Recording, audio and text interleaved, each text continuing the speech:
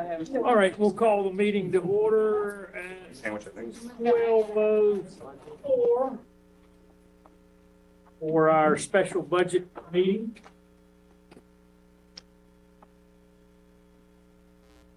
And the fellows will call on to pray. That's right. Well, I'm trying to get up with the mayor. well, would Reverend Hare like to provide our invocation? Yes, always, always. Dear Lord, we thank you for this opportunity to come and be about serving the citizens of Fayetteville.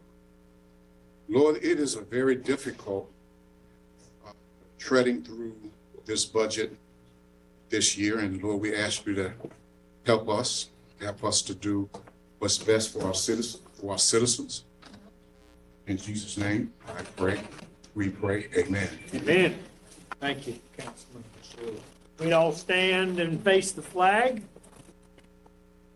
I pledge allegiance to the flag of the United States of America and to the republic for which it stands, one nation, under God, indivisible, with liberty and justice for all. Justice. All right. Everyone should have an agenda in front of them. We will have a motion to thank you, Mr. Councilman Benavente, to approve the agenda. Is there a second? Second by Councilmember McNair. Council members, those in favor of approval of the agenda, raise your hand. Unanimous. Thank you, Council. All right, items of business. City Manager, we want to start with the review of the sales tax. Yes, sir. We also have the questions and asked that you've asked and the responses we have for you. Jeff is going to cover those very quickly, and then we'll jump into our presentation. The other items of business. Thanks, Manager. Good morning, everyone. Good morning. Thank you for the opportunity Good morning. to get in front of you and talk to you about budget. Yeah. Good afternoon. Thank you, Assistant City Manager. At your seat, there were two documents. The first document is marked City Council Questions Group 1, June 7th. These are the responses. So I can run through those real quick before we get to the presentation.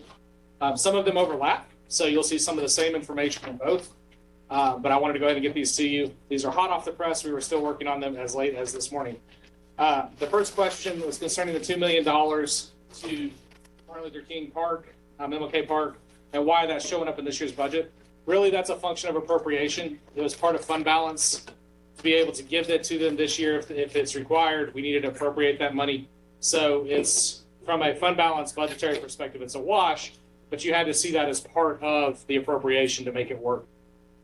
Say that again, please. Okay, so you had previously absolutely committed the money to MLK Park. And the reason why you see it in this year's budget is because we needed the appropriation authority in this year to be able to give it to them.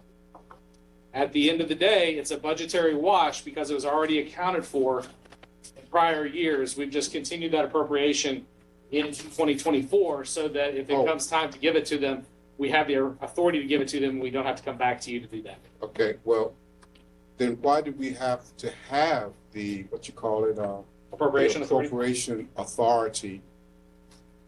Isn't it, are we doing it twice? You're No, not sir. doing it twice. No, sir. I'll take this. So they didn't do it in 22. You guys said you were going to give the money if conditions are met. Those conditions have not been met. So the money is sitting there until those conditions are met. Okay. And the conditions that needs to be met is that they're going to sign the MOU with us to allow us to pay our portion. I'm talking with them now.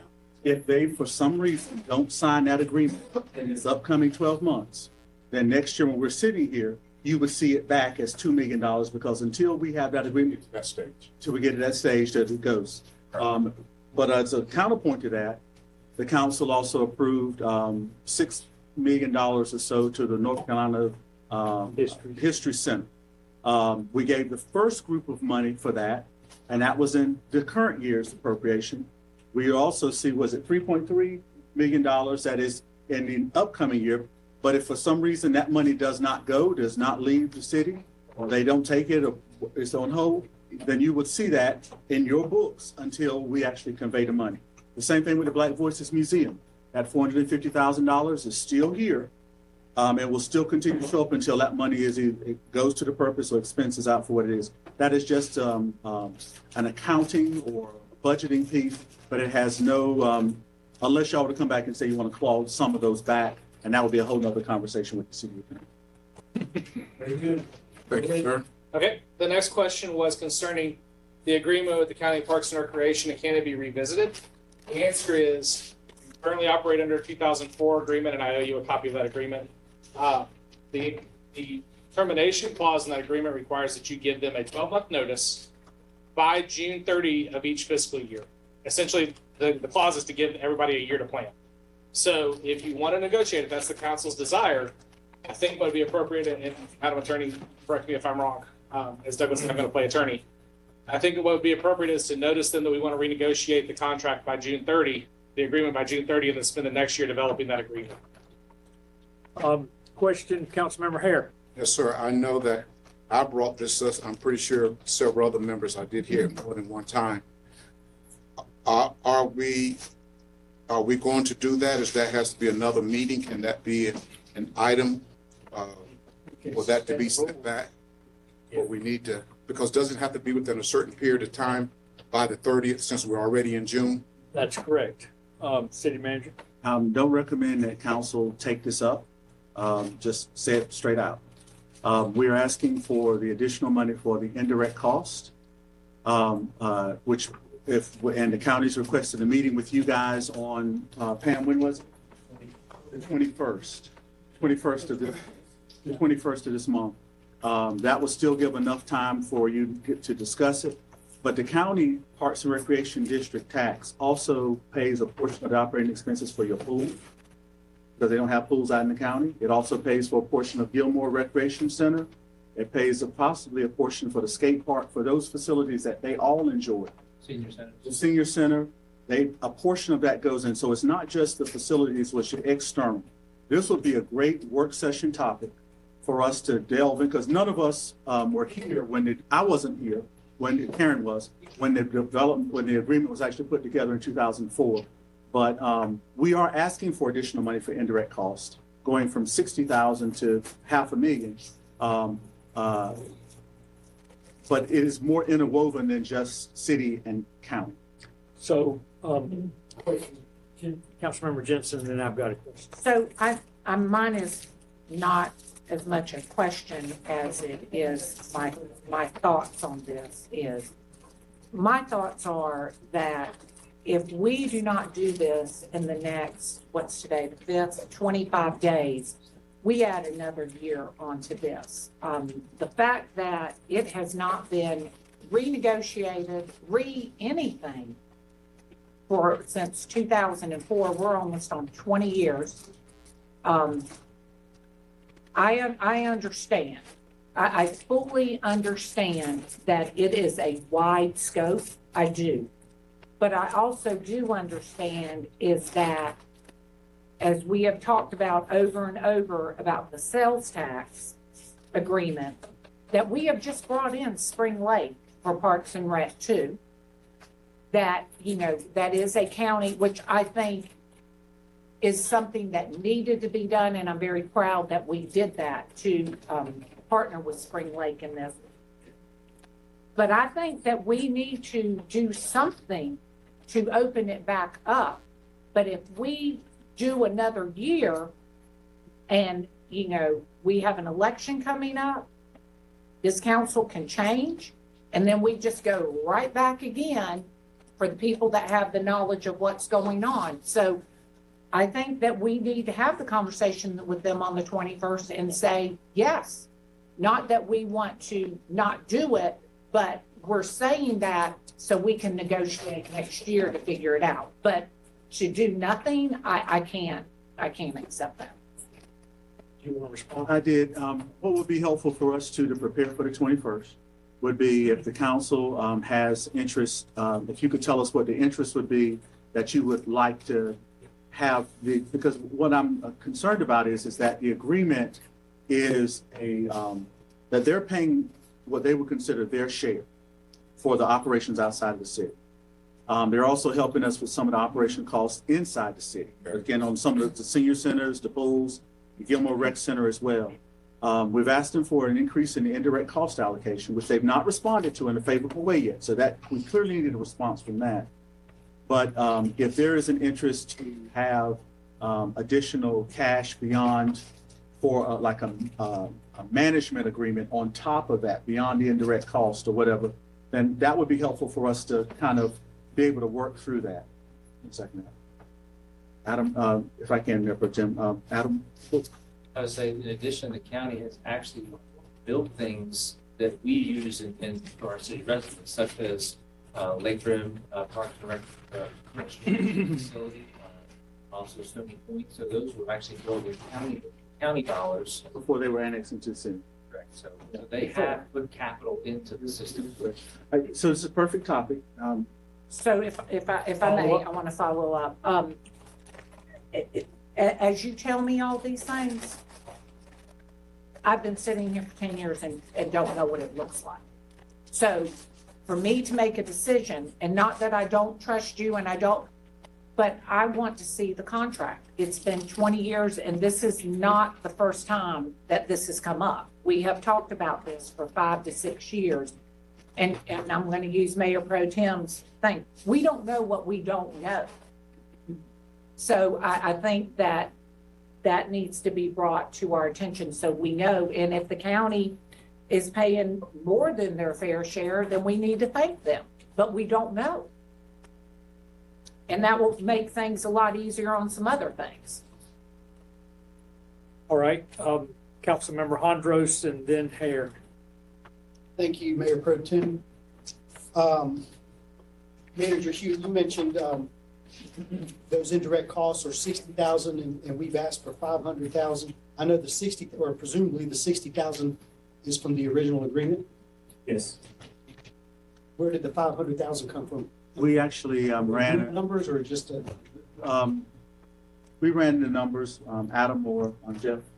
Yeah, we do an indirect cost analysis for all city departments, and that's a capture of, there's a core service and then there's support services that, for IT, for example, IT services that are not in that department's budget.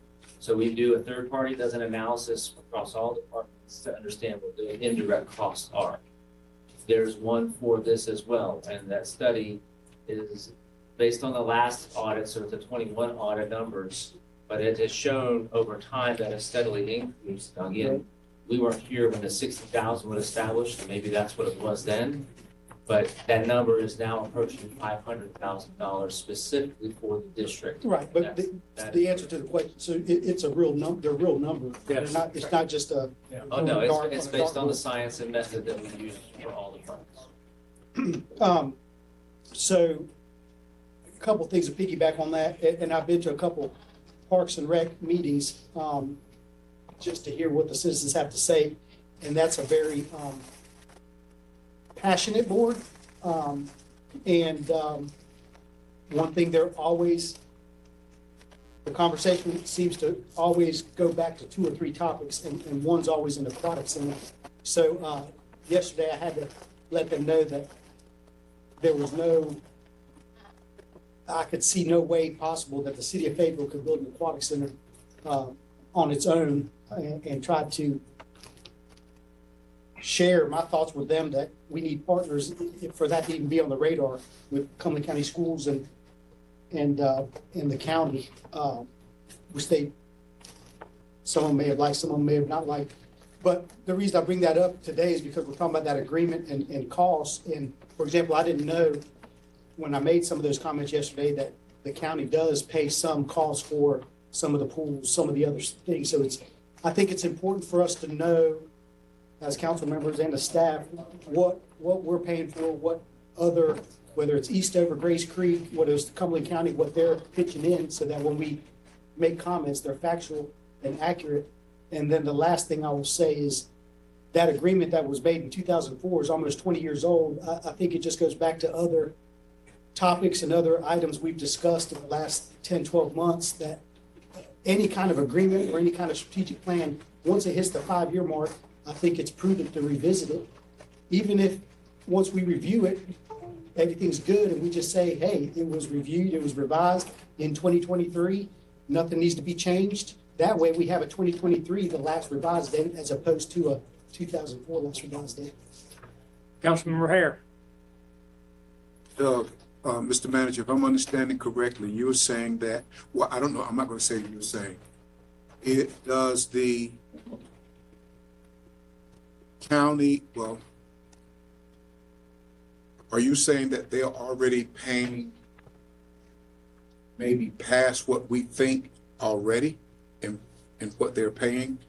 And with the, well, What I would say would be, the council has a variety of roles.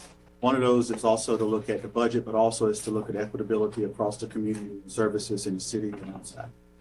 And as it relates to this, to the agreement that we've had since 2004, I think we would all say it's been beneficial. But if it's time to renegotiate it, to relook at it, that's where I think the council's at. But if you're asking me right now whether or not I think that we're getting in bad shape in the agreement financially, I don't think we're getting in bad shape. I think that we have for some time been tracking the fact that the indirect costs have not gone up. Former county manager Amy Cannon had discussions with Michael Gibson about it. Adam has sent a note, an email, a letter, formal letter to the, and we can get a copy of that to the council as well, along with the backup that we would have sent to them as well to go toward this for before the 21st. But I would just say, as to where you are as well in your budget process, regardless of what happens in this decision, the only exposure we have right now is that potential $500,000 indirect that we talked about. But it is a point that we're talking. I think the county has desired to have the meeting on the 21st at 9 a.m. So we probably need to check everybody's calendars too while we're in here to make sure that time works for everybody else before we finalize that as well. But to me, I think it's been a very beneficial agreement. It's been one of the areas that we've all had a great deal of agreement on. But as some say, 20 years, maybe time to look at it again. so then on that 20, what date did you say? 2004, I think, is when it No, I was. mean, The 21st of this month. So on that 21st, 9 a.m. possibly meeting day, would that be the time that we have, that would be the time that we have this type of discussion and not needing to meet again or get a consensus this afternoon on if we want to restructure or do anything to the contract until we have this meeting with them on the 21st. Is that? Well, today's what day, Pam? Yes. Do we have an agenda going out tonight? Yes, sir. So I will, unless there's some need to not to, I will modify the agenda before it goes out, and we'll add a discussion of this on your meeting for Monday on the 12th, so that we can give you the agreement that we talked about. We can capture any questions that you might have or suggestions you have so that y'all are prepared for the 21st when we meet with the council. Does that sound reasonable? That's very helpful. All right, still in round one, Councilmember Benavente. I know it's great that we're going to have that meeting on the 21st. I know that residents have communicated their expectation that the city and the county do more to get along. And I know that we got punched in the stomach with the sales tax change. I don't necessarily think we need to immediately find every which way that we can hit back, because they're in a fundamentally stronger position than we are because of their budget, because of their purview, because of the lot of unilateral authority that they have. And so I think we need to rethink our strategy when it comes to our approach to the relationship between us and the county. And we should change the direction that we have been, because I think just looking for every dial that we can turn up isn't going to work out for us in the end.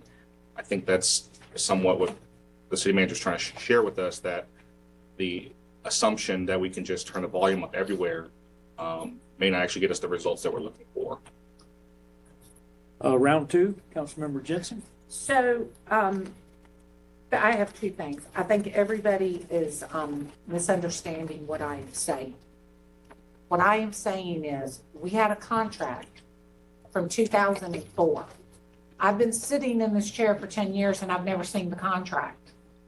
I would never do that in my business. And we're sitting here talking about it. So we are in a state where the sales tax is going to do harm to us. Now, I'll be the first one to say, we knew it was coming. We knew it was coming. We just hoped it wasn't coming as soon as it was. So, and working with Parks and Rec, we have been trying for years on end to figure out, what are the prices? What is this? What is that? So we can have great Parks and Recs for our residents. So my first question is, and I don't want to get into the weeds of it but I hear the indirect cost of $60,000, correct? And that was yearly, correct? Correct. So since 2004, the indirect cost has been $60,000. The indirect cost, $60,000 yearly. Correct. So for 20 years, it's been the same. And then this year we said, okay, let's bring it up. We did the cost analysis, great work, that, hey, now, that was looking at what we have in front of us. So it's not to bash anybody. It is taking care of our taxpayer money and deciding what we can do best. So I don't want anybody to think that I'm going after the county. I'm not. I'm just trying to see what is in front of us so we can move ahead. We are going to have to reset just like every business did in COVID. And it's a new normal. So that is the first point I want to make. The second point that I want to make is, I don't think it's the council's job to sit here on the 21st and look at this thing, look at this agreement, and all 10 of us have an opinion and talk to the county commissioners. Now that to me is just blow it up and let's all just be mad at each other. To me, I think that's staff that needs to do that, because if we all sit at the table together and take a document that's 20 years old, it's going to be like being at a neighborhood watch meeting. That one person wants one thing and another person wants another thing. So I think we need to be very calculated. And when I say calculated, prepared of how to change that if we need to change it. So what I would suggest is that that we tell the county, listen, we're going to open it up. It's not saying that we don't want an agreement with you, but we have till June 30th, and we want to work with you to get this right. But if we wait another year, I mean, it is a proven fact that it needs to be opened up. We went from $60,000 for 20 years, 19 years. Member Tim. City manager. So as a solution to try to address those concerns, we're going to add this on the agenda for Monday. We're going to include in the agenda packet that hopefully goes out this afternoon, a copy of the agreement, have a discussion with you on Monday after you've had a chance to review the agreement. Staff is, as I mentioned, as it relates to financial terms and equitability there, we'll be able to give a recommendation there, but there are other considerations that the council has that staff doesn't, and hopefully we can get those from the discussion on Monday night. So that, again, whether you discuss it on the 21st or not, at least then staff will have hopefully some direction after the 12th, after you discuss it and have had a chance to review it. I like that. Very good. I do want to caution the council that it's been, 7 or 8 months since the county has met with us. I tried in the last 3 months of 2022 as the chairman of the City County Liaison Committee, and that didn't work. So my guidance is be aware that the 21st meeting could be canceled. And then I think Monday night, we're going to need to make a decision, at least notifying the county that if we don't have something back in writing, that we are going to have to negotiate or Looking at some other want to avenues. present a new plan. Or the other option is we will be presenting a new plan for you to ratify as notice. All right. Jeff, Mr. Yates, please proceed. Excellent, thank you. So the next question was, how much ARPA funding is available or unallocated? What I provided you was the summary. All all of the ARPA money has been allocated to your two groups. And my understanding is that you used a committee structure to generate the programs that you were using that money for. There is currently about 18 million unspent, but I want to caveat that with, we have contracts, we have projects that we've begun, we have all these different things in play related to the ARPA funding. So from an allocation perspective, if you wanted to change that allocation, you would have to terminate or kill off one of those programs, which may or may not be midstream. So the best analogy is if you're paving a street and you have progress billing and they've only gone, they say for a mile, they've only gone half a mile. If you try to kill that contract at half a mile, you're gonna have a half a paved street. So I just want to caution council, if that's your desire, that's fine. We have to navigate that and determine where we are in each of those contracts, because some of them, for instance, we haven't got the last bill, but we're about ready to launch, and that would show as unspent, but it's really already committed. So all the money is committed to something. The council had discretion on that, but if we want, we can work through that. I just wanted to give you that frame of reference because the question was asked. All the ARPA money is out there and committed. Yeah, I asked. But to say this That's good. clearly, to put a fine point on it, Mayor Pro Tem and council members, that is your choice. If that's an exercise that you wish to do. But the council did an awful lot of work. I think, Ms. Jensen, you were a committee chair. You may have been as well, Mr. Hare. But we worked through the logic model. Mayor Pro Tem, I think you were on one of them as well. Yep. And the projects are not necessarily sexy, but there are projects for which we can get done within the time frame that ARPA dollars are available, which I think is 7 years or 6 years from when it was originally allocated. Y'all also remember that we waited almost 9 months after we got the money before they finalized the rules. So it was like we were trying to figure out how we could spend the money. Doesn't mean you can't do it, but as Jeff said, you would have to change something, but that is your choice if you'd like for us to do that. I don't see that we're going to have enough time to do that between now and when the budget has to be adopted. And I think on some of the slides that Jeff has today, we'll actually show you what this looks like as it relates to CIP projects and the ARPA dollars and the timing of these. Yeah, I'm with you, Okay. Mayor Pro Tem. Just to clarify one Yeah. thing that Doug mentioned, I don't think we should touch that. you were thinking bonds. Yeah. The money for ARPA has to actually use in the next 2 years. Next 2 years. Just to clarify. Thank you. Thank you. The next question, and I want to spend some time on this today, so I gave you a snippet of one of the slides, but we will delve definitely into this. What's the estimated impact of revaluation, and will it offset the tax revenues, sales tax revenues? I have slides on that and a lot of explanations, so I'm gonna, if it's okay, council, let's put a pin in that one. The ARPA funding, the capital plan, again, I have a slide for that, and I'll explain that in more detail. The graphic I'm using today is at the end of this presentation, at the end of these questions as well. The short story is, yes, in 26 and 27, it created capacity, but that's future capacity because you move projects forward. So we can talk through that, and I can show you that. We're still working on item 6. Item 7, what's the vacancy rate and what's the amount, or what amount does that represent? The vacancy rate for the last 24 months is right at 6.6%. That is slots, not FTEs, just to be clear. So that's authorized positions, both part-time, full-time, and everything.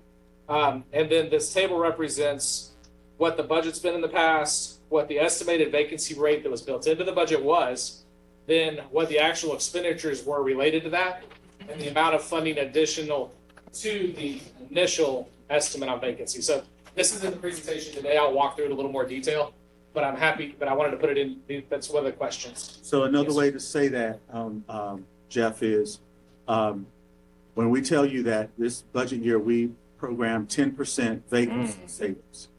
That includes a variety of other stuff. And the actual that we saw was around 6.6%. 6.5%, give or take. So we are, we're doing better in some ways and worse in others, but moving it to 10, what I'm hopefully it shows is that any slack that you could identify of a position, let's say Ms. Tuckey, so it's been vacant for about 6 weeks, about 4 weeks now. We've already accounted for that in what we have here. So if we had a position that you see on the opening sheet that comes out on Monday, the vacancies, that is for, let's say, a 911 telecommunicator, and you've seen this same position open for 4 months, we're capturing that savings and we're not budgeting that money. Now, what happens if we find somebody and we fill it, then we start scrambling around stuff, but using historic data that we have, we still feel comfortable with the 10% moving forward for the next fiscal year, because again, it's on balance of everything. It used to be that you'd have someone who had worked here for 20 years, they would retire at a higher salary, you'd bring someone in at a lower salary, and you had not only salary lag, but you also had salary gap. What we're finding now is that people who leave us to go to other employers, they're making more money at the other employer, and then for us to recruit somebody in, we've got to start them at the same salary, and sometimes even higher. But still, that's a commitment we're making to try to make sure that we are able to move beyond the vacancy savings bill. But it appears that with overtime, you've almost spent your personnel budget, or you're within $990,000. So That's a very good point. what I was hoping is we would find some money there that we could then use for other projects. That's true. Question, Councilman Hondra. Yeah, Mr. Yates, that 6.6% aggregate or kind of average for all the positions, you said was full-time, part-time, and what was the other one? It's all the authorized positions that we would hire for. So yes, it's across the spectrum. Right, but there was 2 or 3 different, how many different pots? That's part-time and full-time. So just the 2. So I'd like. So it's more like seasonal. So for instance, Michael has at the pools, you don't employ lifeguards all year round, or you don't employ all of them. So those are vacant slots that wouldn't be filled part of the year. That would be filled others. So you'll see when we show the graph, there's an ebb and flow to it. Well, that's my point, but I'd like in the future a breakdown of the full-time, the part-time, and the seasonal. Yes, sir. We can. That's also in the budget. At the back, we show the department, the budget positions by department, at the back of the budget book. And when we talk about personnel costs, That's in the back, yeah. when we talk about personnel costs, I'm sorry, the full personnel cost includes all of those positions also. So it includes, when we look at the aggregate savings or expenditure, that's why I gave it to you both ways, because not every position is worth the same in the organization. Thank you.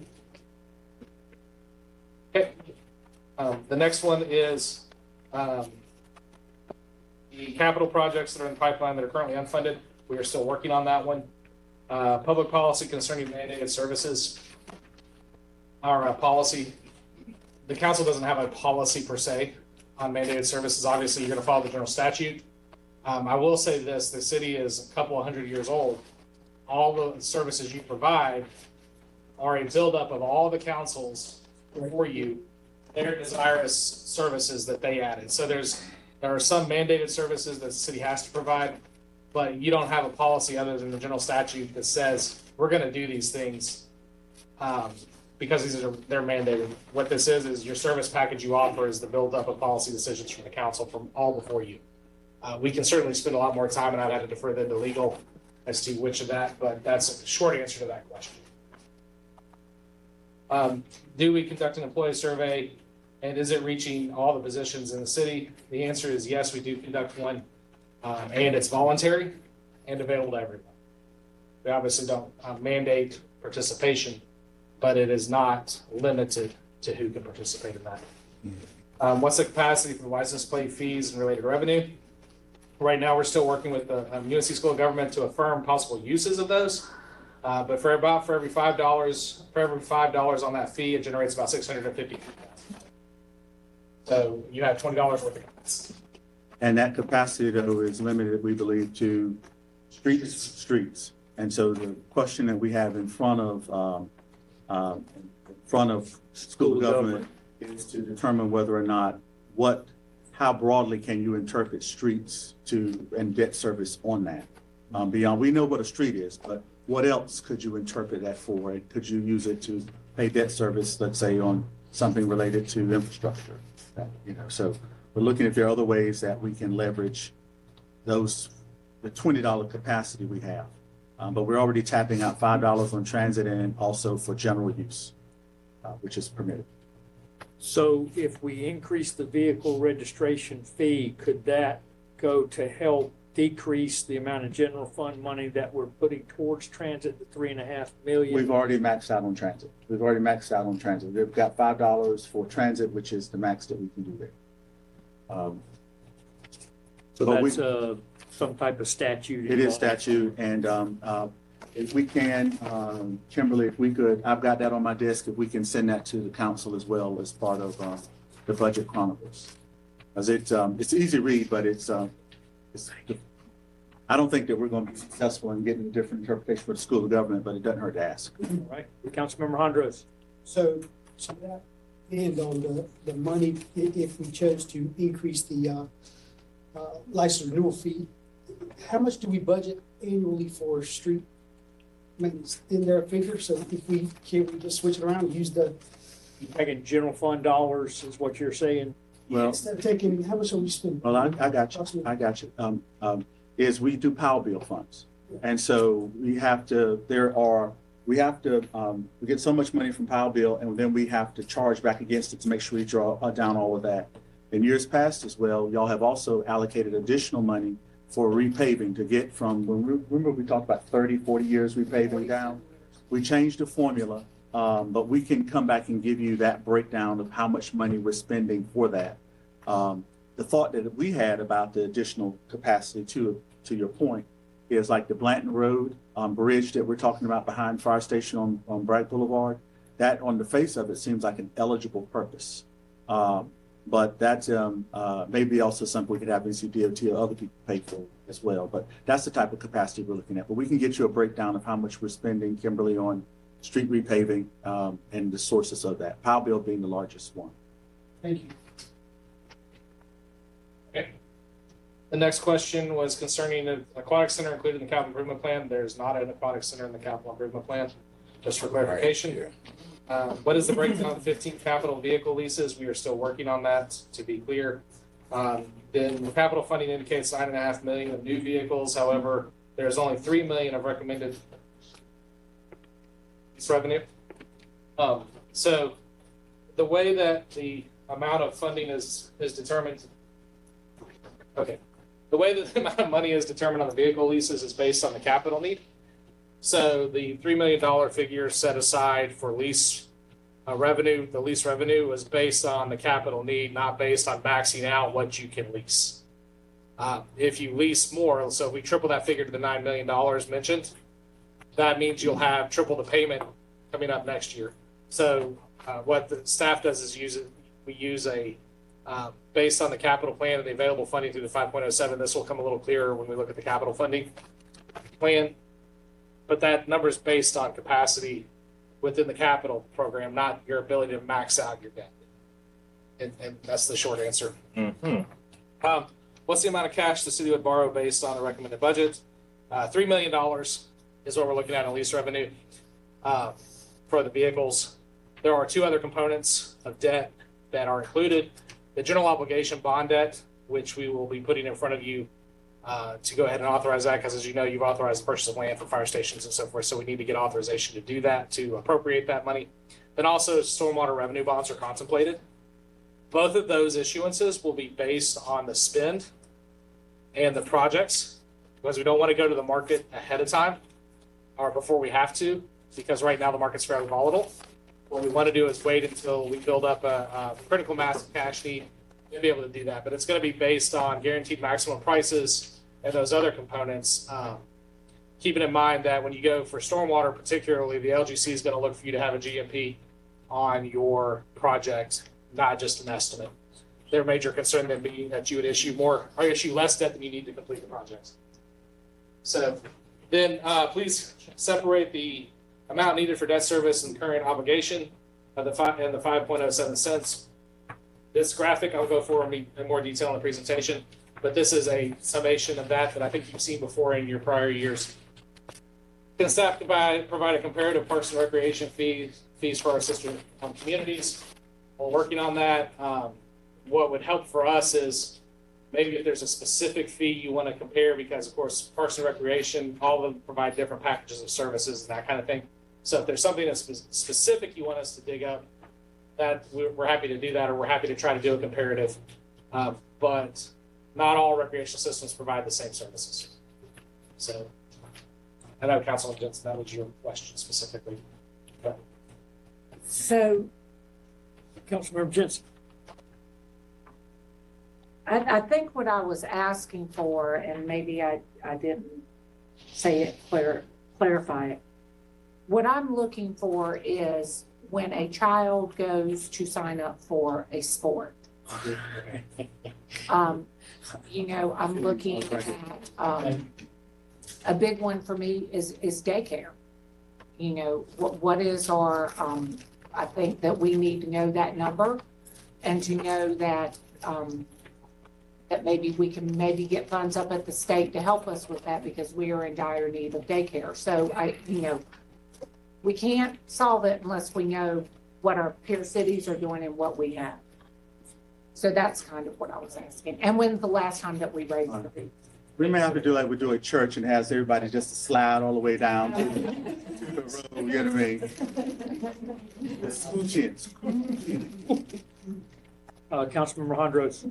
Thank you, Mayor Pro Tem. I think to piggyback on the fees and your question, you know, what specific fees are we looking at? I don't know how easy or difficult this would be, but how many out of the largest 6 or 10 cities in the state of North Carolina, how many have a joint Parks and Rec? Who typically heads that up, the municipality or the county? And I don't know if it'd be possible if there was 2 or 3 others that had a joint Parks and Rec, what kind of interlocal agreement do they have similar to our 2004 agreement? Well, I guess to me, when we were talking about it as well, the question is in 2 parts. One is how much do they charge as it relates to any agreements they have? But also too, this goes into the affordability of the Parks and Recreation programs for your residents. So when we look at, what's the after school, what's that called, Michael? The, Smart Start? After school. what's it called? After school. We don't have something fun and so No, fun. it's after We need a school. fun name for that. That's something that, you know, nobody understands what it is until you explain it. Jensen's went through it. Okay. The question is that a full fee recovery for the cost of service? And if you do that, does that displace some parents who aren't able to do it? Is the pool, are we doing full fee recovery on the pools or because then you have the availability to pay? That's where some cities and some communities have why things are different. But what we'll do is we'll just pull Raleigh's Parks and Recreation book and we'll take a look at, see program to program. But what's the cost to get in the pool? $2? Depends on your age. $1, $2. Yeah. 12 and under is $1, 13 and up is 2. And when you look at the number of people at the pool, I mean, even at full board, that doesn't pay your lifeguards for the whole day. So what I will say about that is does it cost us more money to have somebody sitting there to get the money than it does the money that we're getting? But we don't know the answer to any of those questions because we don't know what we don't know. But again, I'll go back to the Parks and Rec, you know, what we talked about there, you know, do we need to know who's in there? You know, it's a snowball effect, but we don't know. Yeah. Well, we thank you for clarifying the question. We're going to get you what we can. I know Jessica and Michael are working on that now. But to be clear about the after-school care, I am not saying that we need to raise it. I'm saying we need to know because there might be some parents out there that don't know, and there might be some help to be able to get them so they can get a job. But we need to know. Okay. What else? Okay, then the last question, why did the transfer from the general fund to the transit fund increase by 3.9 million? Over the last few years, there's been a lot of ARPA dollars and additional federal assistance to the transit fund. So those funds have been used up. And in the comment, that to the tune of about $3.5 million decrease in intergovernmental revenues. So as those dollars have gone down on the federal side to maintain your service level, you have to make up that difference. So that additional money is due to the reduction in federal dollars at the the increase related to that. And we can spend more time on that if you'd like, but that's the short answer to that question. All right, now you're going to do the review of sales tax or something? I am. If that's the council's pleasure. Yes, sir. All right. They're ready. So now we're going to be on this presentation.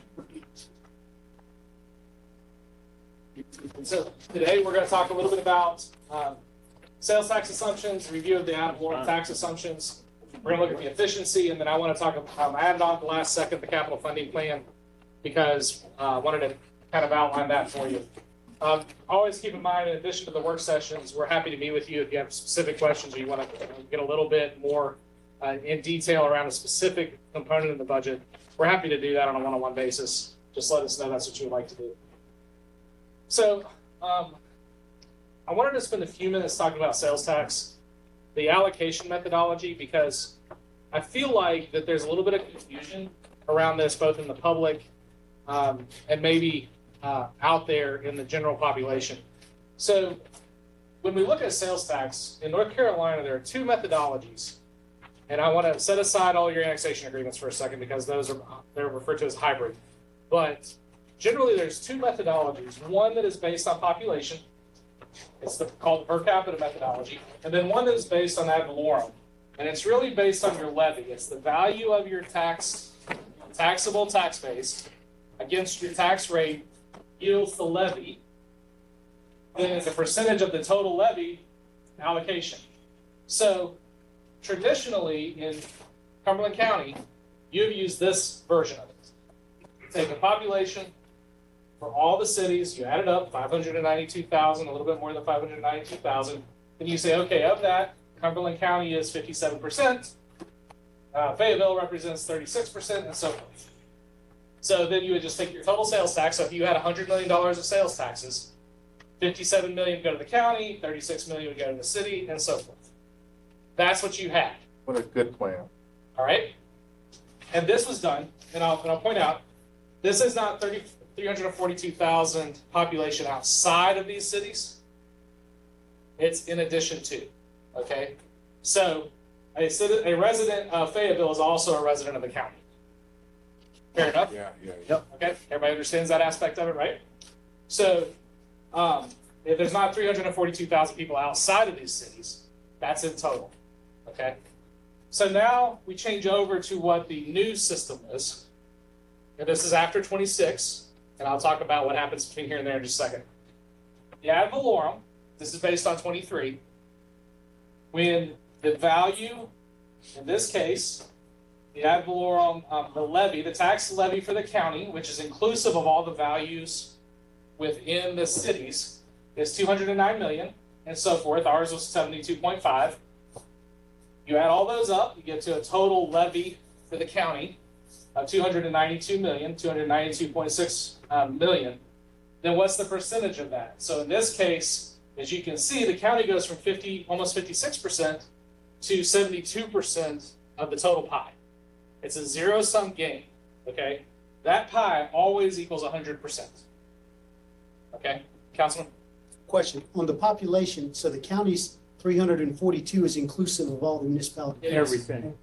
On the ad valorem tax rate, is the 209 million inclusive of the others? From the value perspective. From the value perspective, yeah. From the value perspective, not the levy. So in this case, you didn't add all these up and then add it to their levy, but because it's their value, you count the value twice. So it's the same value in the city of Fayetteville as they are taxing on. So as a resident of the city, you're paying a county tax bill. Sure. And you pay a city tax bill. Both of those are levies.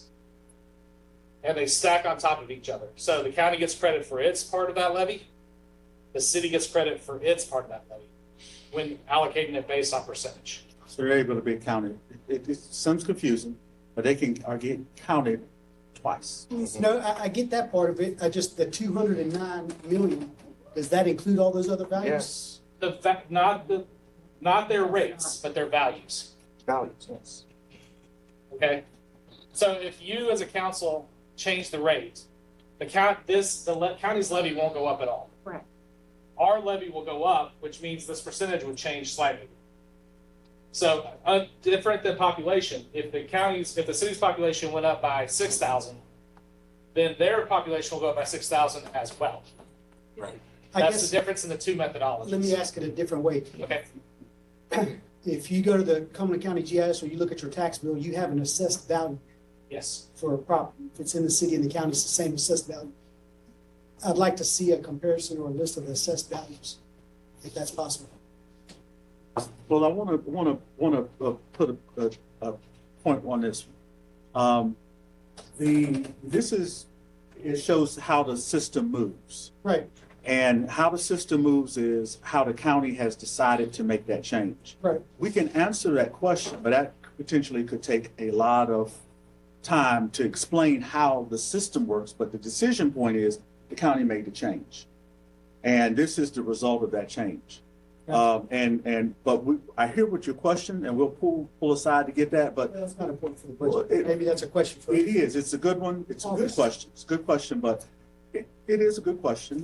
But the dynamics is that when we look at it, the percentage that the county is gaining is what, almost 14%. So that will come to clarity in just a moment. We actually start talking about dollars.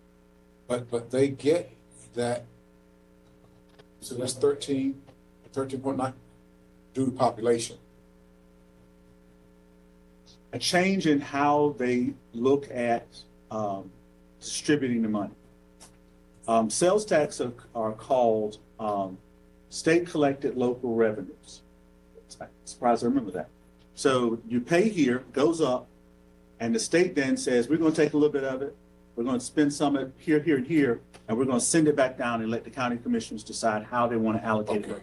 all right, all right. So, no, but simply, No, go ahead. I can make again, it is a really good question, but in essence, we have benefited from this hybrid approach they had, which they said, before we annexed and took in, was it 50,000 people, Karen, or 55? Something I never liked. Then they were standing to lose, and then we had all these, had Eastover incorporate, so the pie, everybody else was lining up to get additional slivers of the pie. So the county said, fine, we'll make this easy for you. We'll make this easy. It was crooked. We'll make this easy. Oh, I see. Wow, Real yeah, crooked.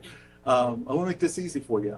We will do a hybrid agreement with you that you won't gain as much as you would, but you won't lose as much as you would either. And now they've changed that agreement.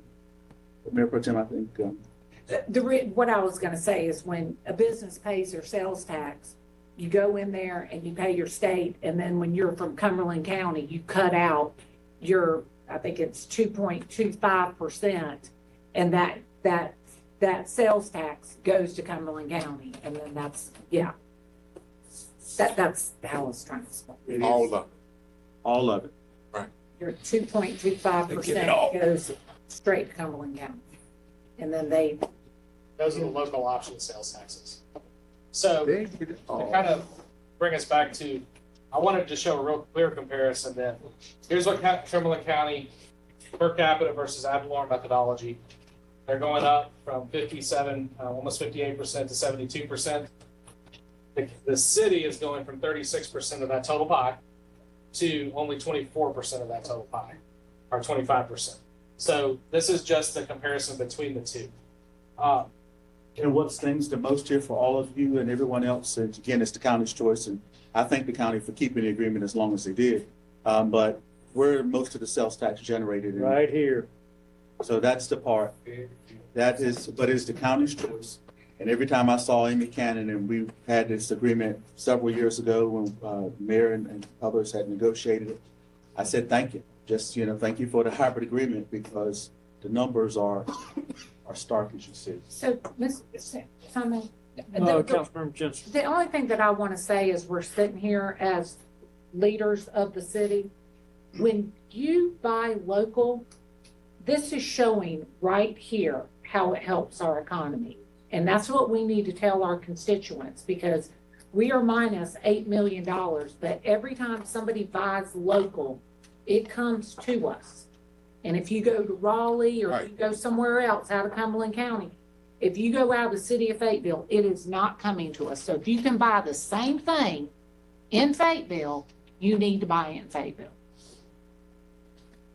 Okay, so that's the comparison, and that just kind of shows, that breaks out this line, and the city's line to kind of just show you that stark comparison. So we started really looking at the question of what would we anticipate the offset to be if we baked into the analysis the 15% reval. And I want to address one point because I think there's a little bit of confusion about estimated revenues versus real revenue, that whole discussion. And we'll see that in just a minute. But the city traditionally has relied on growth in sales tax. Your growth in sales tax grows at 2 to 3 times what your growth in ad valorem base does. Because keep in mind, reval only occurs at the earliest about every 4 years, at the max every 8 years. Your sales tax is growing faster than your ad valorem tax base. Because of that, the city has benefited and been able to continue and keep pace at the same tax rates with inflation costs, personnel costs, all those growing costs that we have every year: fuel, tires, cleaning supplies, additional people to provide services as the population has grown, and so forth. When you go from being reliant on sales taxes to being reliant on ad valorem, your revenue growth will slow way down. Okay, it's going to grow at about 1.6% versus 3 to 4 on an annual basis. But all cities and counties look to the future to be able to plan around that growth so that you as councils can do and continue to operate the city. So while we are talking about the impact in 24, 25, 26, and so forth, the difference is money the city had projected and looked at in anticipation. So the thought of us, how can we count something that we never got? That doesn't necessarily hold true, because we count on that revenue every year, just like everybody does, to continue to be able to provide the same services and the growth in cost. So what has happened is a portion of your flexibility is gone. Mm-hmm. So when we sat down and we said, okay, there are a couple of things I want to point out. Okay, and I'll get to the table in a second. But for the change in the sales tax allocation, we would not be recommending the tax increase. The city would have been able to live within its typical budget. There wouldn't have been large growth, but there also would not have been the discussion about other than the GO bonds, okay, for operations. Second, the city, as I just mentioned, has used that to continue to grow. And any dollar that the city loses in this equation, because it's a zero-sum game, it's going somewhere else. It's not that we lost it and no one picked it up. Every dollar out goes into another, either the county's pocket or another municipality's pocket, based on that levy calculation that I showed you earlier. So when we look at it, this column, city's lost revenue, and I can show you a little more detail in just a moment, but the city's lost revenue based on what we'd expect normal growth to be. And the new methodology is annually, starts in 24, we've said about 7.8 million, 9.5 million, and so forth, going all the way down. The reason why you have loss in 24 and 25, although the new agreement won't kick in until 26, is because the agreement has capped growth. But the county has said, okay, we'll give you some time to transition, but we want all the growth from sales tax. So for our purposes, what we would normally see as 4, 5, 6, and right now 7, 8% growth, all that growth is being shifted to the county. So we're basically locked into what our 22 value was, our 22 sales tax revenue. So not all, we're losing the growth from 22, which is realized revenue in 23. We're not going to give that back to them, but starting in 24, we have to essentially rebate or give that money back to the county based on our agreement. And we've had conversations with the county exactly how that works, but it literally is take the 22 value, the 22 sales tax number, and anything over that, we're going to write a check back. And that's what you saw as the increase in the annexation payments that are in your budget document. Councilmember Hondros. Yes, sir. So I get all that, and I appreciate the detail and the explanation. So the recent agreement that was the new agreement that's for the next 2 years before it completely converts over to the new formula. Prior to that, we had a 5-year agreement. It was mentioned here today. Those that were on staff and were on council at that time, they knew this. We knew this was coming. So where is the contingency plan for it? We started planning 5 years ago, so what have we done to mitigate that? When you look at strategic budgets, you look 6 years out, 12 months, 2 years, 5 years, 10 years, et cetera. So we knew this was coming, right? So where was the shift in strategy to not rely on that 7, 4, 5, 8% growth? There wasn't. Council, that's. No, that's the wrong answer. City manager. As Jeff showed in the hybrid agreement, and I don't know if we still have that up on one of the charts, the agreement was beneficial to everybody. And well, we certainly, you could anticipate this was going to happen because it is an agreement that had an expiration term.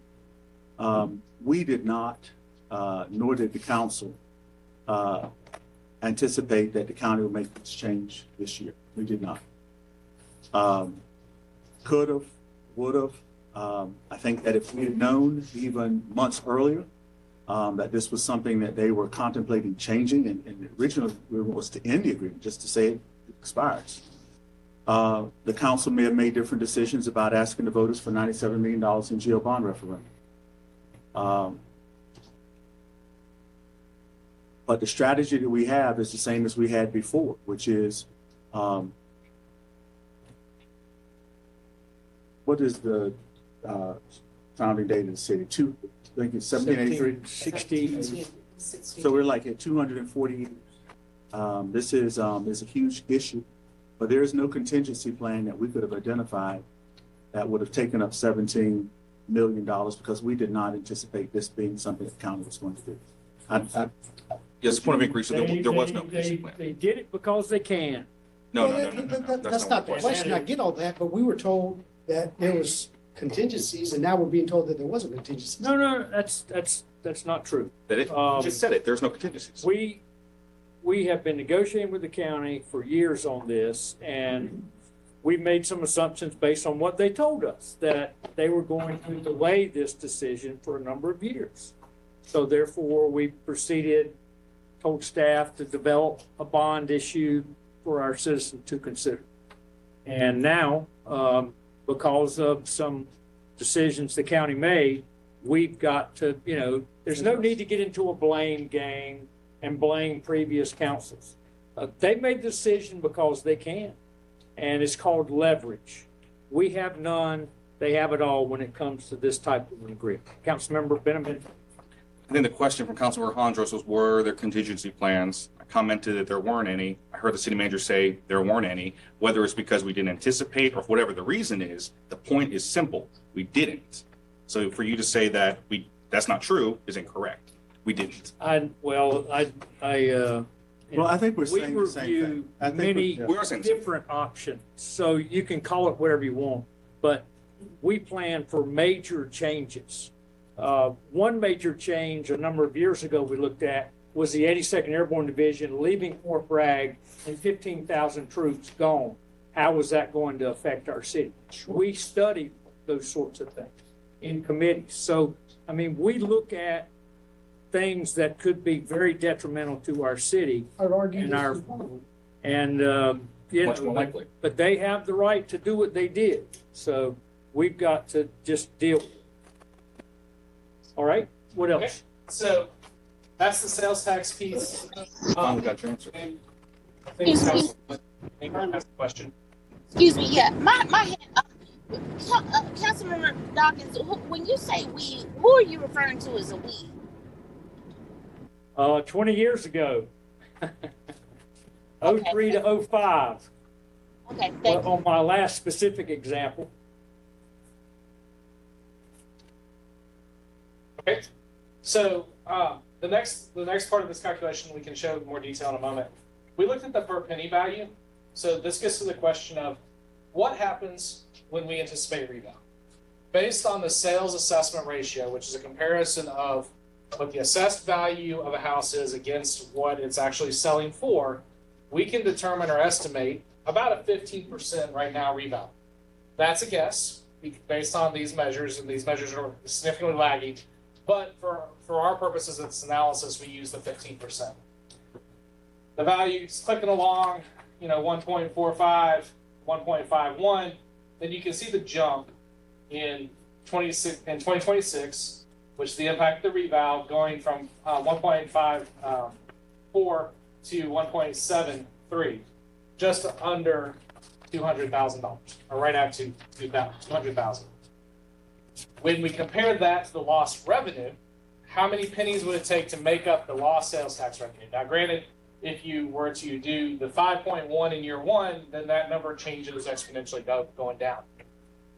But this column says that in 2024, to completely offset the rate or the sales tax loss, which remember we said we capped growth, we needed actually right at 5.2 cents. Keeping in mind the recommendation, and this only deals with the operation, so this is not dealing with the GO side. The recommendation is 2.75. So about half of that we made up through the efficiency and attrition number and other measures in the budget to try to reduce costs. Wow. So we ate about half of that in that process. Then going all the way down, even in reval year,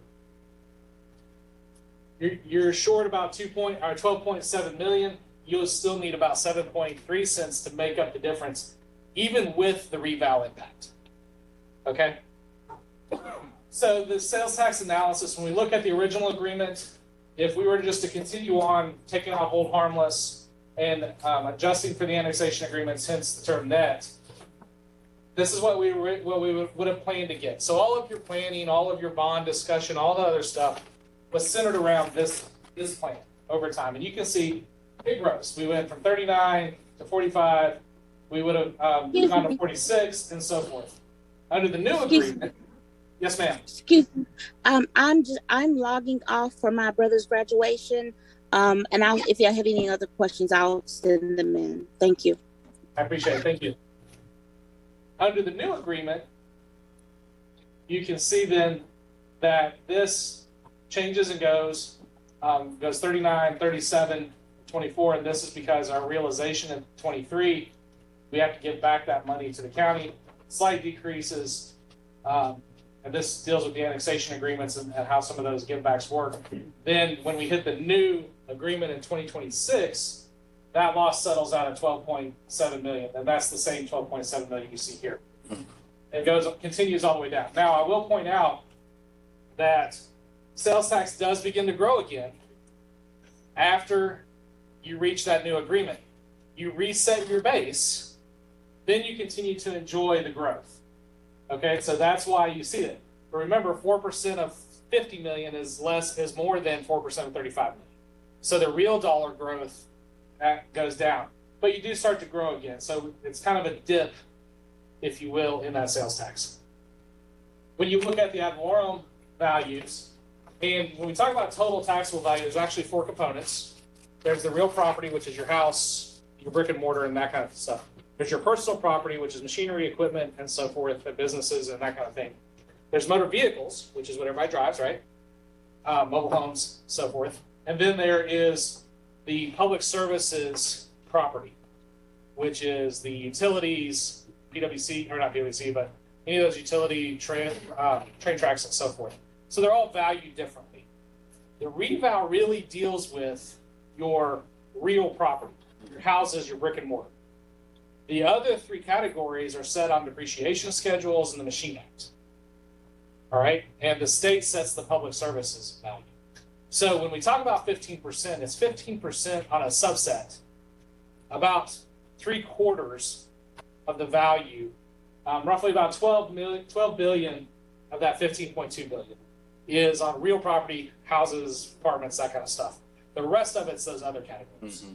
Does that make sense? Yes. So when we see that reval growth, you can't say, okay, 15.2, or in this case, 15.5 in 2025, then you see the jump. That jump is only on the real property. Every year you get the value of the motor vehicle, you get the value of the personal property listings, and you get the net change in the public services valuation. Councilman, do you have a question? Councilmember Benavente. I think I'll let you finish with this slide, sir. Okay, thank you. So what I wanted to show you here then is what that looks like on a per penny basis, because we do everything in per pennies. when you have the growth, this is the same 1.73 we saw on the prior slide.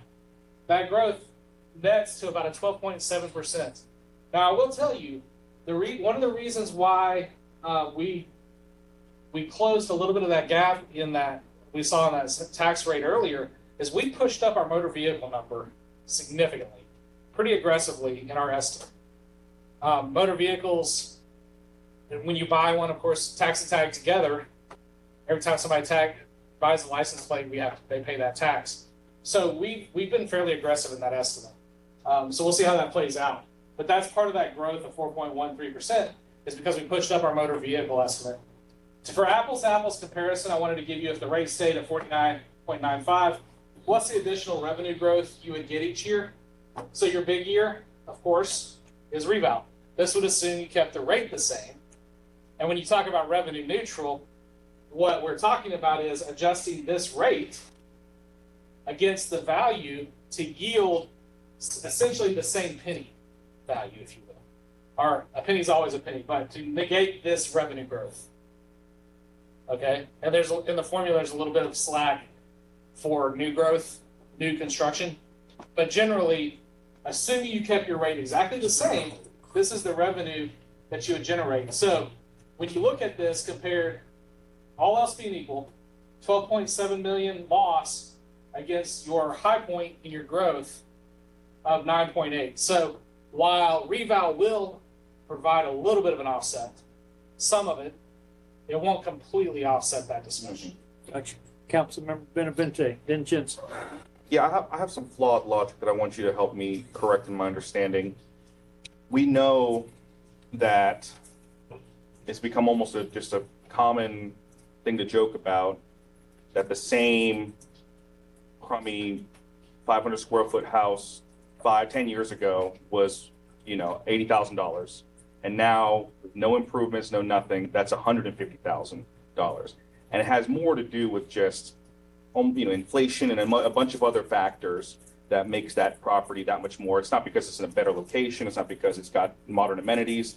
And I have a very, very tough time hitching our horse and this gap that we've got to fill essentially on hoping that inflation stays high, hoping that the market stays a gigantic bubble. And that's what we're hoping is going to get us out of this $10 million gap in perpetuity, is just hoping that these prices stay artificially high and hopefully they go higher. I mean, is that the logic that's being presented by folks who want to rely on? So let me clarify that real quick for you. I understand what you're saying because 15% jump in 1 year, that's a lot. What I want you to keep in mind is reval occurs every 8 years. Sure. So the 15% Help offset that, right? is the cumulative jump from the first time to the last time. Right. So that growth is less than 2% annually. Sure. On that. So it's not unreasonable to think that just through inflation and demand, that value would grow. We've seen it about between 1.6 and 2% a year. Keeping in mind that one of the great things about Fayetteville is we're not exposed to boom bust cycles as much on the real estate side because of our demand in the region, because of the nature of our employee base. Being largely tied to the military, we don't experience that boom bust cycle like, say, a city that, say maybe a Charlotte or somewhere like that where it's tied to banking industry. When they lay off a whole lot of people, those people have to find somewhere to go. What we are exposed to is deployment and BRAC. That's our bigger risk when it comes to this type of revenue. But from your perspective, I don't disagree. 15% in a single jump is a lot. When you consider it's an 8-year cycle, it's not inconceivable that would be the And I'm less concerned about the bust and more about a 12-ounce bottle of Coke being 5 cents 50 years ago is now $1.50, $2 now. It's still 12 ounces of Coke. So what I'm saying is that just because we're going to get more of a bigger number, I just think it's very, very odd to me that we think that this reeval is going to get us out of this hole. Because for however much it's going to fill, apparently not at all of the way, it's still not. I just don't feel like it's real dollars compared to what we could have if we just did the responsible thing and reevaluate our property tax. But I don't know. Let's hear it from everyone else, I guess. All right, thank you. Councilmember Jensen. So, as I look at this chart right here and I see 12.70%, I feel that that is a very, low number myself. Because last time that we did the revow, so a little bit of history, the houses went down tremendously. Because my understanding is what the system that the county was using, the last time it was revalved, they made the houses astronomical, they revalved them, and the houses went down. And we went revenue neutral. But what happened was the business sites were up 20%. Right. They went up, so if you had, a business piece of property that was $100,000, it went up 20%. So their taxes were going up. So the commercial, I feel that housing is going to go up more than 12%. I do, because you can't make more land. So that same house, what they're doing in other cities is they're tearing down these $50,000 homes and they're building duplexes there. We know that, we've seen it. But we have the property, commercial property that we had, when was it, about 6 years ago? 17. Was it 2017. 2017. So commercial land that is not built on is not paying the taxes because we rezone it and it becomes commercial. So a piece of property, you can have 6 acres that somebody's paying $4,000 a year for. Everything is getting bought up. You put a building on that, it becomes commercial. It's going to go up more than 20%. It might go up 50%. So I understand exactly what you're saying, but I think that we have grown commercially, that these numbers are very conservative in my eyes. Councilmember Hondros, did you have a comment? No. I can try to Councilmember explain it, but I can't understand it. That's a larger conversation. If you want to So, talk about the real Pro estate.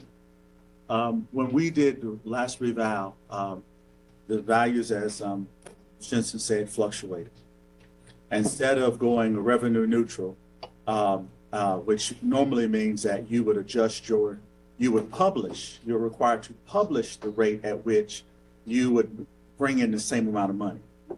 The values across aggregate decreased. And so instead of increasing the tax rate to bring in the same amount of money that we were getting the year before, the council left the rate at the same. And so we actually started after revow in a hole. Right. And that hole was filled with everything from the sales tax and stuff that we're talking about. The 12.7 that Jeff is talking about is not the 15. He's talking about 15% growth. But the 12.7 is when you break out all of those other 3 categories that he said are already over here. All of this is a guess. Right. The purpose of this slide, Mayor Pro Tem, is to show you that even if you were to say, let's increase that by 5 additional percent. Let's say instead of 15%, let's increase it to 20%. Multiply 1.5 million times 1.2. That generates, now you'd be at what a penny would generate about 1.85 or 1.9 million.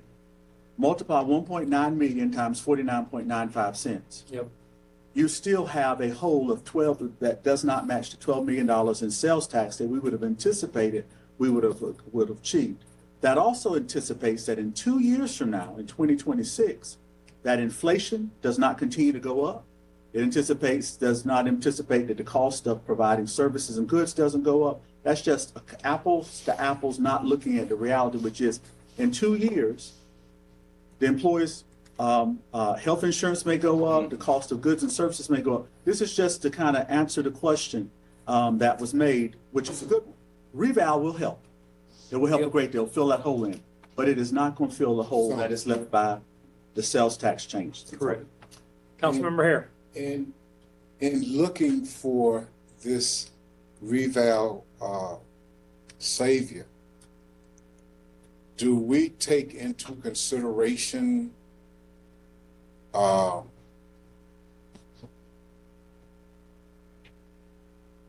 those homeowners that fight reval, the percentage, what is that percentage even calculated or considered, or is it No, sir. considered so small or whatever that it's not even considered? This was really just to try to say what the scale might look like. You're right that you're going to have people who are going to challenge their values at Board of Equalization and Review. We're going to have new properties which come online, which may not be accounted for here. But on average, we're looking at, as well as the base number that we're looking at here is that, according to the tax assessor's office, that the average home value, not property value, commercial property value is 134,800. Census Bureau. So when you actually take a look at even, but that number, look at your levy, those other things. So this is just meant to say that reval could generate $9+ million, but the sales tax loss is about 12. All right. And to that point, just to close that conversation or close that loop, this assumes you don't add any more big tax exempts, and that everybody that gets exemptions continue that same exemption or similar exemptions that they got in the past, all of which can change, right? So that is, back to Doug's point, based on the Census Bureau, the median home value is about $134,800 in Fayetteville. So every penny on the tax rate, they're paying about $13.50 per penny for their taxes. So I just wanted to try to put it a little perspective for you to try to help you understand what the impacts are. So let's talk about efficiency assumptions. Assuming there's no other questions on tax rate, sales tax, and ad valorem. Okay, efficiency. First off, the efficiency assumption we place in the budget really deals with the general fund. It doesn't deal with the enterprise funds or the other funds. Our assumption in that case is that any attrition or any savings efficiency they have will help offset or will offset their salary increases based on what we've recommended to council. Historically, the city has assumed a vacancy rate between 4.5% and 10% per department based on estimated vacancies. What they've done in the past is gone in and said, okay, fire, you don't have a lot of vacancies, so your vacancy rate is going to be nothing. Police, you may have more, so your vacancy rate is going to be 6, 7, 8%. And then they allocated that out. One thing we wanted to do this year, instead of trying to put that final point on it and reduce individual departments' budgets, what we said is we want to be able to see that efficiency, track it, and monitor it, and make it transparent, more transparent to the public. So we put it in a single place that called your attention to it.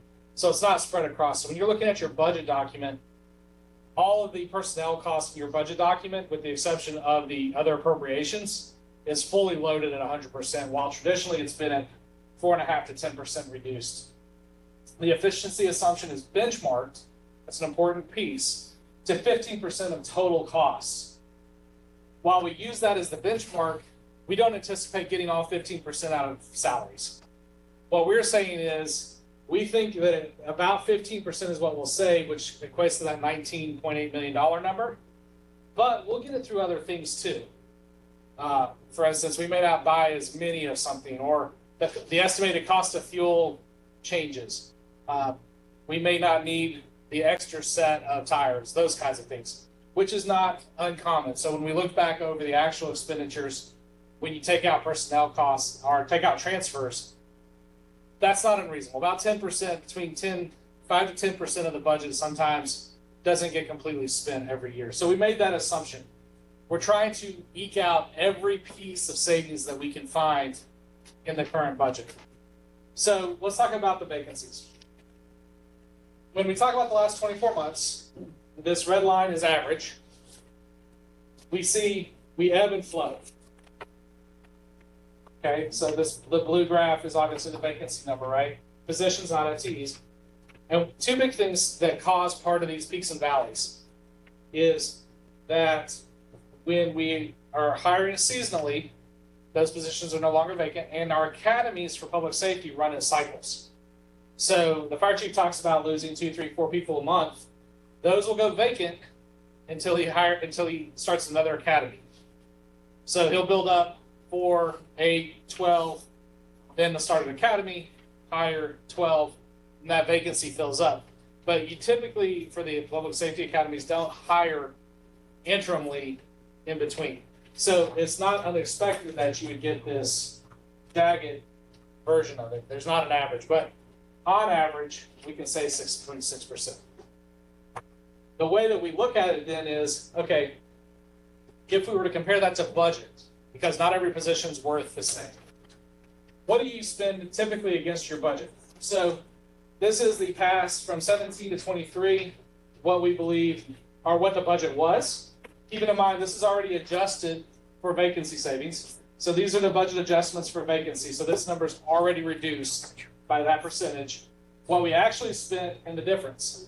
So of the roughly 95% of personnel costs, we spent 97% of that.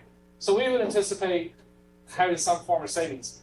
As the councilman pointed out earlier, the Mayor Pro Tem, in 2023 and in 2022, all of the savings has been eaten up by overtime and the other costs related to, there's COVID in there. There's a bunch of those different components. So this number is tight. And as you can also see, that we've been bumping up this number continually to 2023.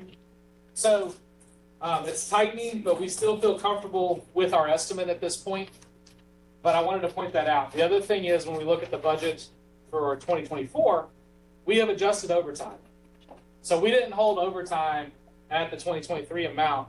We said we believe overtime is going to be $3 million based on history. Therefore, we're going to budget $3 million. Now, that may come out as savings, hopefully. But instead of shorting overtime, saying we're going to cover it with vacancy, what we've said is this is what we believe our overtime costs to be. That's going to be included in our $19.8 million calculation. So I just wanted to kind of, this is the kind of the math and the science behind how we achieve that vacancy projection. I wanted to put that in front of you. Is there any questions about that? One of the questions I know that was asked in your package. I was hoping to find more money in that period. So the one thing I noticed in what you presented is that you don't have in there is the effect on a fund balance moving from a 12% to a 10%. And maybe that's going to come in the next. We'll get that number for you. Okay. I apologize. I missed that one. So that I had it in my notes. I didn't transcribe it. I apologize. That could be that could be a number that we can look at, or maybe move from 12 to 11. So, because I understand. we got to figure out where we can get 6 votes is what it amounts to. City manager. When we get to that slide in just a moment, we're looking at the mountain. We will also talk to you briefly. See Jody's here, see Kimberly's here, and Kelly as well. We'll also talk to them about the $97 million and whether or not we're going to have another bond rating and how any impact on your financial position or policies may impact positively or negatively our credit rating, which then could enhance Our interest rate. our interest rate. So any savings that you make on one head, you may be giving back because you've, but we'll cover that as well when we get to that point. Capital funding? Quick question. I know it's a little sidebar away from this.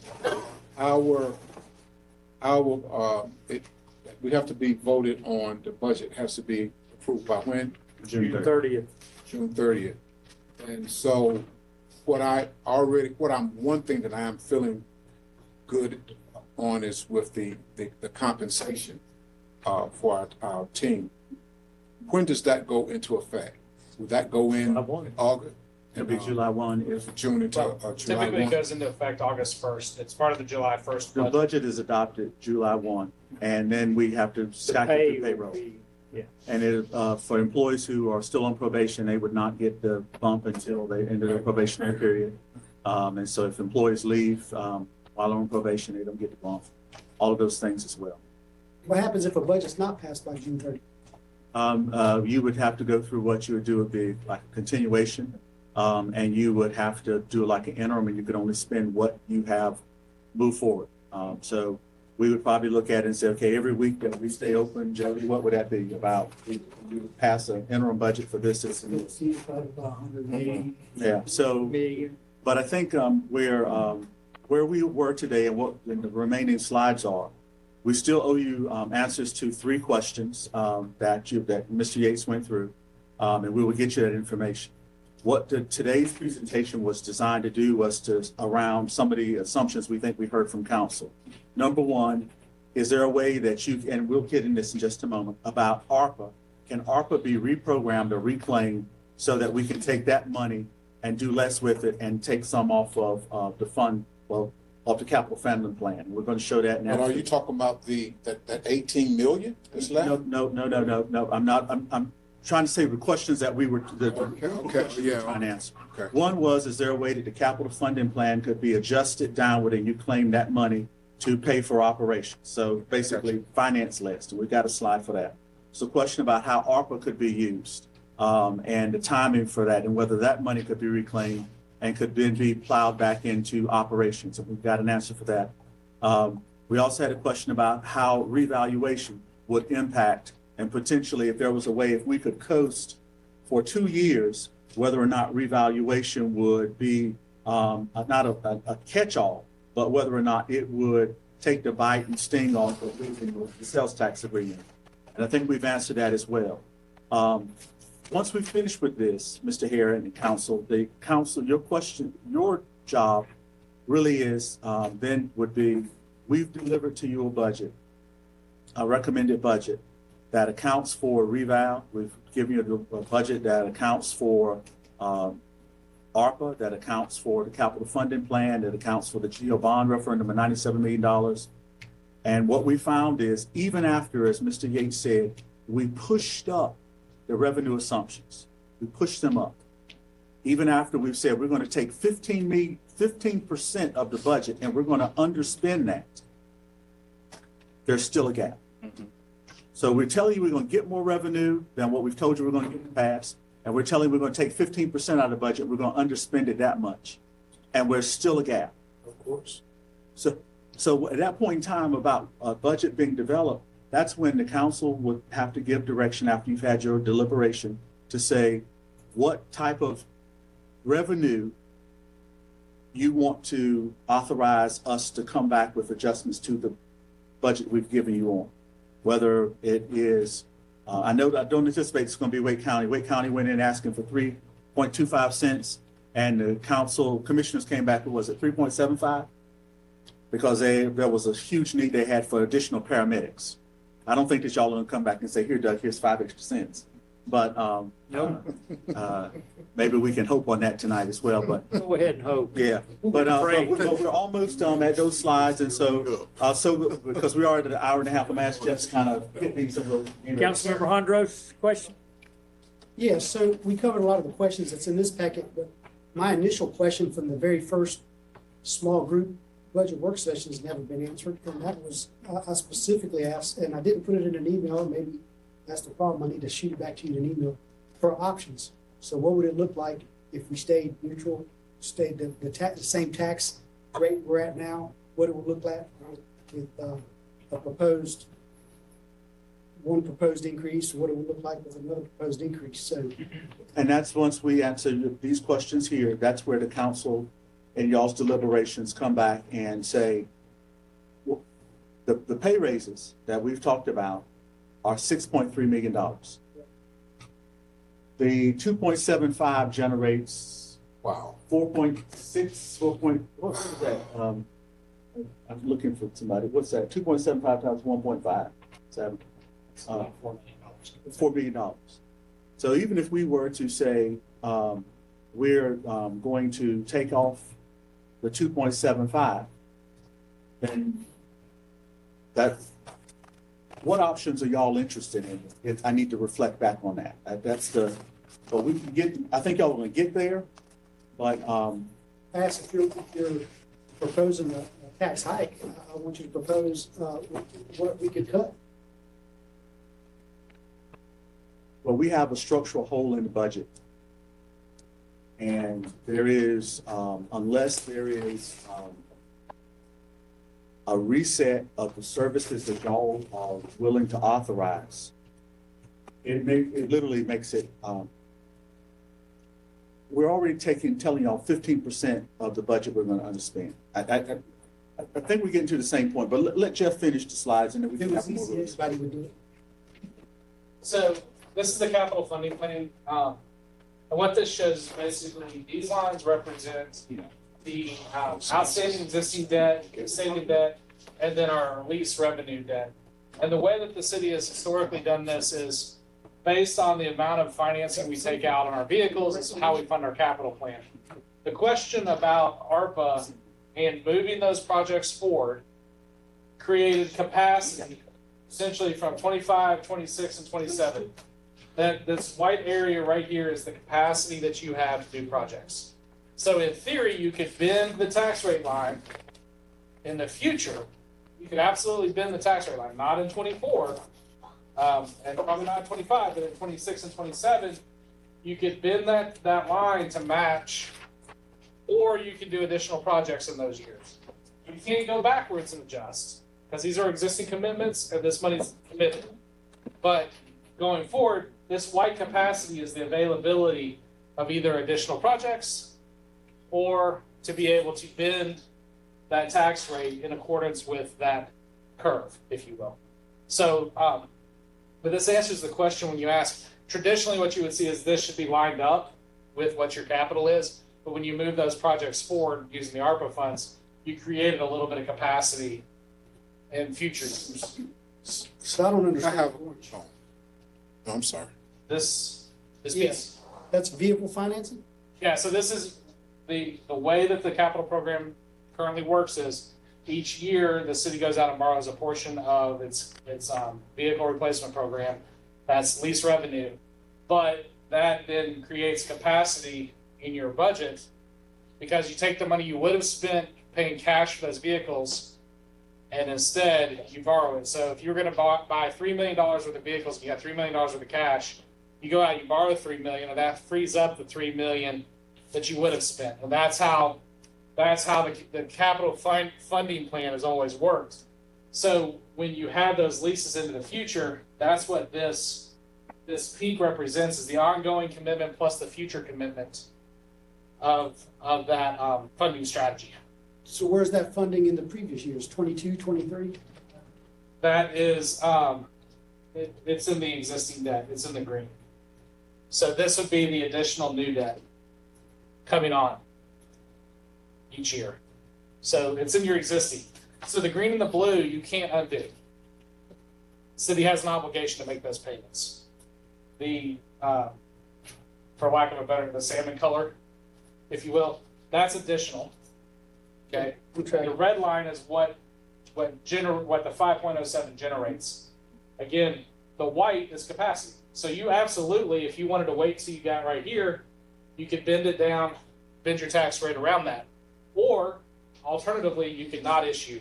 But if you decided not to do the lease revenue, you would either have to cut back significantly your vehicle replacement program, or you would have to cut back your capital program. So the white space there in 25 through 27 right there is CIP projects potentially. Potentially, right. Depends on how you want to look at it. If you look at it from a tax rate perspective, you can bend it. If you look at it from a project capacity perspective, you can fill it up. Right. Thank you. Councilmember Hare. Okay, help me understand if I'm understanding correctly. You stated something, Mr. Yates, and you recall that, but when you stated, when you spoke about the ARPA funding, are you stating or suggesting that we could restructure or not do some of the projects that we pinpointed through our through our small group meetings that hasn't actually been allocated and spent yet? Are you saying that we could restructure that? Hold it. Restructure that money along with that additional $18 million that is unspent. Is that what you're saying? So this is, let me take a quick stab at it.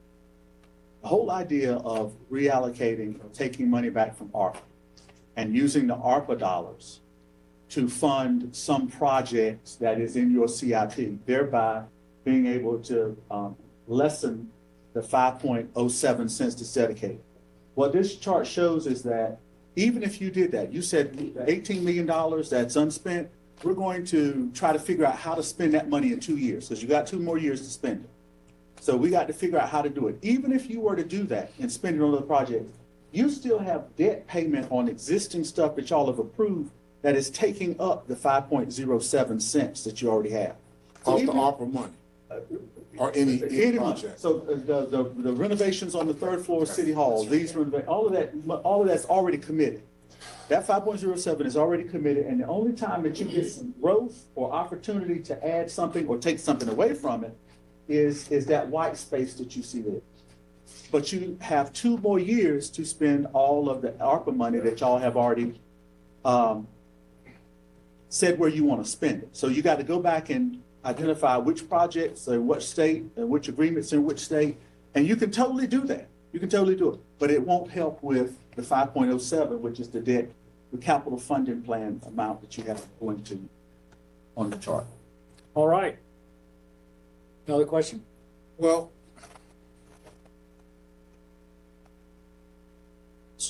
so this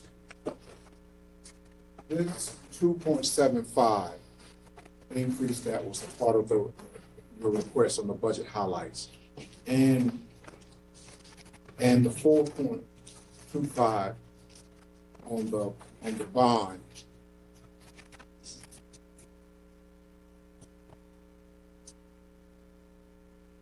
If we are not looking at some of these seriously, I have heartburn with them, but if we're not seriously or re-looking at these, for example, and possibly restructuring, well, I don't, just what we were just speaking about with the ARPA, then we as a council, we got to really come up with some additional ways that we can get this funding as we try to move close to a balanced budget for the 31st. 30th. Councilmember here, we I'll referenced, give you no day, huh? what you referenced, you said ARPA and these, what do you mean by these? What page are you on? No, I was looking at the budget highlights Oh. with the first sheet that they gave us. Yes, sir. From June 1st. Okay. Maybe, Councilman, to put it a little different way, to continue the services the city has enjoyed going forward and to compensate our employees, the recommended tax rates are what we're recommending. Yeah. If the council desires to not do those tax rates, the converse of that discussion then becomes, what do you not want to do? Because the service package you have in front of you is what you currently do. Now, remember, we started with, over the last couple of 100 years, as Doug pointed out, 240 plus years, councils have decided the service package they want to offer. Every council member has a different preference when it comes to services. So to go deeper and to reduce, say, that 2.75 out, what we would need from you is guidance as to what programs Right. you don't want to do any longer. Right. You know, and that's really where we're at in this process is it's got to balance out, right? So we recommended a necessary revenue to what we think it takes to operate the city. City manager has done that. You as a council, it's now your budget to say, okay, based on that, services, we don't want to do X, Y, and Z because we don't want to also have that offsetting revenue. All right. Councilmember Benavente. I think another thing to keep in mind, and Mr. Yates, tell me where I'm stating it incorrectly. We got 2 years coming up where we're going to miss out on growth, and then the table drops out where we lose 10 and 26. The adjustments that you guys are recommending for this current budget, they don't yet account for everything that we're going to face. So in fact, in the coming years, there's going to be even harder decisions. And I see like we're having a hard time already on the first step, and there's going to be a bigger drop coming up. So I feel like we're putting it off to keep thinking that we're going to get out of this without any dirt on our shirt. But I think we're going to have to kind of get some dirt on our shirt, and we might have to look at the public, the property value taxes. I think the other question I have has to do with Whether or not we're going to get some feedback on the bond projects and whether or not, like the city manager said at one point, maybe if we had known this was coming, we may not have authorized that amount or that bond. So now we are where we are. Do we need to reevaluate with today's knowledge that maybe 90 million isn't what we spend, and it's not just about the 4 cents, that maybe we cut even deeper? That's one of my options I've been looking at. Because I didn't ask that question somewhat severed. I mean, that's just one, so. Yep. Yeah. Very good. Well, is that can we get a reevaluation of, yes, we want to love all those things, because as we went around town advertising, eventually a 911 call center is going to be something that we need. Eventually it's going to be very expensive to do. Now is the least expensive. Nevertheless, will the people want to do 4 cents on top of 4 cents if the difference was some of the bond projects? So can we get maybe another look at what those were and whether or not can we do with a couple less items? Certainly bring back the specific parts. Yeah. That council always has the option, even though you've got a referendum authorization, that's authorization, it's not requirement. Right. So you can scale that as believe we started this conversation a while ago of being able to scale up and back that bond package is one of the possible levers the council can pull. So we'll bring that detail back to you at our next meeting. Yes, I would love for If that's that. what you'd like to see. Yes, I would. And so, as we move, what Jeff has on the screen is we started back in April with some briefings, and we can provide you with those PowerPoints again, but based around those earlier briefings, some of them in smaller group sessions as well, we prepared the budget. I again want to tell you all that we've done to try to make this hard decision easier for council. It is no small task for us to sit here as a management team and say, we are going to underspend this budget 15%. Just think about that. If you own a business or you have a house and it takes $100,000 to run your business or run your house, you can look at everyone and say, I'm going to only budget 85% of that. That's what we're telling you. And the staff members are telling us we're crazy. We've told you that we've gone beyond where we've gone in the past to up our assumptions for revenue growth. What Jeff didn't tell you, I'll say it very plainly. There's not agreement on some of the motor vehicle taxes about whether or not that's going to net out. We pulled $1 million out of the of savings that we're going to force on ourselves in our fleet operations in the garage. Jeff is losing sleep over this because this is what we did all of that before we even came to talk to you about there's a gap. We had proposed in our initial groups a larger, what we thought was more responsive amount for employee compensation. The fire chief wants to come in front of you and tell you that he has proposed certain recruitment and retention benefits that are not even included in my budget to you. The police department could probably say the same.